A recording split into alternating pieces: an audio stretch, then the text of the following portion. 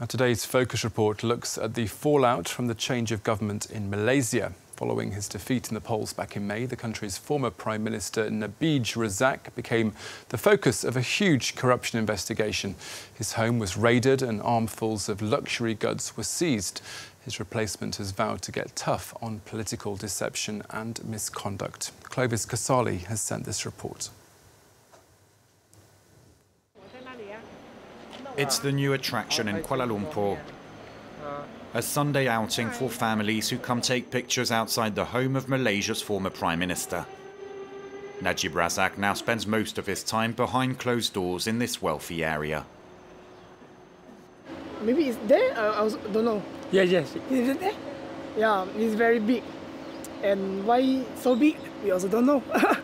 Yeah, just like that. Man of the year. Najib's downfall was both spectacular and unexpected.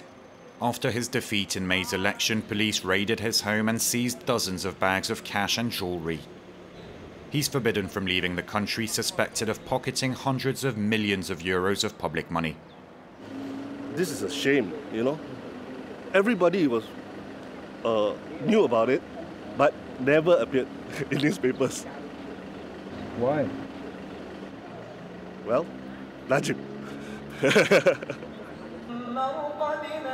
In the capital's central market, portraits of Malaysia's former strongman are increasingly hard to find. He's embroiled in the UNMO scandal named after a public investment fund he set up, where billions of euros have gone missing. This skyscraper is set to become one of the 15 tallest in the world. First financed by UNMO, its construction suffered many delays. Some Malaysians call it Corruption Tower, which might explain why the builders don't quite want us to film. Cynthia Gabriel is a whistleblower and member of a new commission investigating the scandal. This is the Tun Razak Exchange 106, one of the many corruption scandals that have plagued Malaysia all these years. The entire project is mired in so much controversy. There is no transparency in the deals, the amount of money that is involved, and we want to know now. And we believe the current government is very committed to actually uncovering the facts of the UNMO. There's a lot of rot to fix in the system that have resulted in money that has been lost, and these are public taxpayers' funds. Corruption was a key factor in the historic defeat of UNMO, the ruling party since Malaysia's independence in 1957. Ironically, it was one of its best-known faces who led the opposition to victory. Mahathir Mohamad turned his back on former friends to become at the age of 92 the world's oldest prime minister.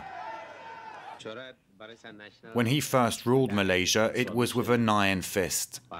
He modernized the economy and became a powerful figure in the region, meeting with world leaders ranging from Tony Blair to Fidel Castro. He was also a driving force in strengthening Islamic values in society. He explained his shock political comeback by the need to restore the rule of law. As soon as he won the ballot, he secured a royal pardon for opposition icon Anwar Ibrahim, a former rival who was put behind bars when he was in power.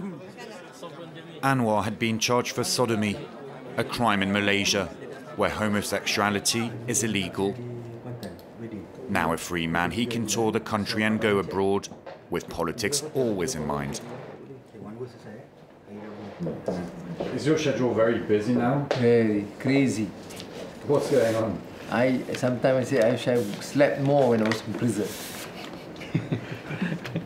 Now I don't have enough sleep. Okay, London.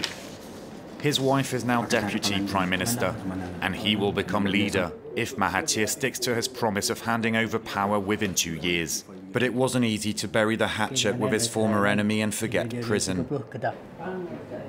Because the experience was so painful for me and the family, it did take some time. But of course, I would contend the fact that he's the Prime Minister. When my turn comes, I will deal with it my way. But right now, I think we should give him the latitude to decide, navigate, and I tell you, the sea is more rough now as compared, hopefully, when I do assume office. Because it's that transition. People are not used, people don't know.